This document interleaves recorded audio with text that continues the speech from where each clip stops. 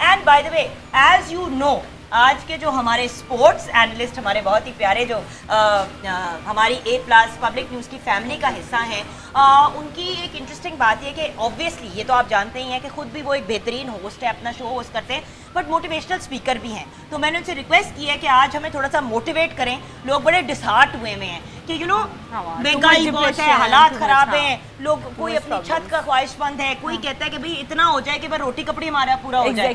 तो अपने आप को नेगेटिव माइंडसेट से कैसे निकालें, ये तो करती रहती है हमें गाइड, लेकिन हम आज उनसे गाइडेंस लेंगे। आज हम बॉय का ओपिनियन भी ले लेंगे ब्रेक के बाद। आप बहुत जगहों पे जाते हो, इंटरनेशनल लेवल पे भी, लोकली भी, लोगों को गाइड करते हो, मोटिवेट करते हो। हमारी कौम है डिसहार्ट।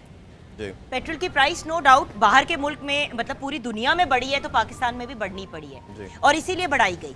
व्यूअर्स, मैं भी अपनी इस बात पे इस्लाह करूंगी। मैंने कहा कि देखो पेट्रोल की कीमत इतनी बढ़ गई है, फिर मेरे हस्बैंड ने मुझे कहा कि जुगन तुमने ये बात तो कह दी, ये तो देखो कि पूरी दुनिया में बढ़ रही है। जो चीज़ नाजायज़ होती है उस पर ज़रूर बात करना चाहिए, बट जो जायज़ चीज़ हो रही है, बट वो एक्चुअली हमारी आवाम के साथ इसलिए नाजायज़ है क्योंकि आवाम ऑलरेडी सफ़र कर रही है महंगाई और दूसरे इश्यूज की वजह से, जिसकी वजह से डिप्रेशन भी है, एंग्जाइटी भी है।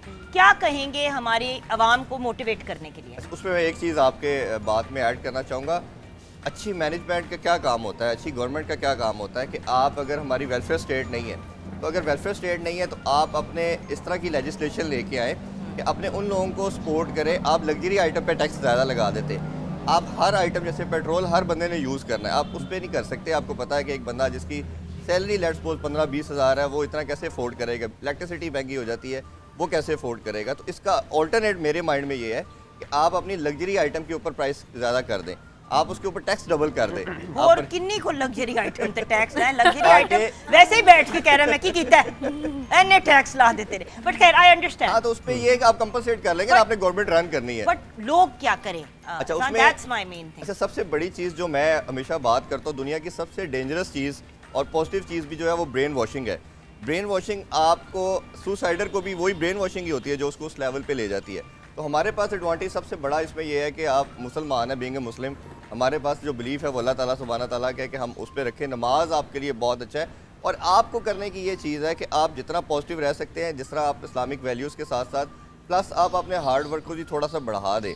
हम करते क्या है कि जब कोई मुश्किल आती है तो अपने आप को बिल्कुल गिरा देते हैं, बैठ जाते हैं। अब महंगाई होगी जी, कुछ नहीं करना। आपके पास इख्तियार में एफर्ट है, आप अपनी हार्ड वर्क को ज़्यादा कर दें, आप ऑल्टरनेट ऑप्शन की तरफ सोचें।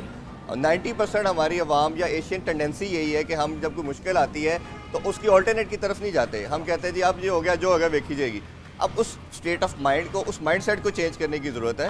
आपने बहुत ही अच्छी बात कही। यहाँ पे शो को क्लोज करते हुए ये ज़रूर कहूँगी व्यूअर्स, जब मुझे 1-1.5 साल घर पे बेड रेस्ट पे जाना पड़ा, बिकॉज आई वाज एक्सपेक्टिंग नूर, मुझे डॉक्टर्स ने कहा कि कुछ नहीं करना। मैंने क्या किया, मैं क्योंकि बेड में थी, मैं अपने प्रोडक्ट्स डेवलप करना शुरू हो गई कि भाई मैं क्या कर सकती हूँ, और मैंने अपने प्रोडक्ट्स बनाने शुरू।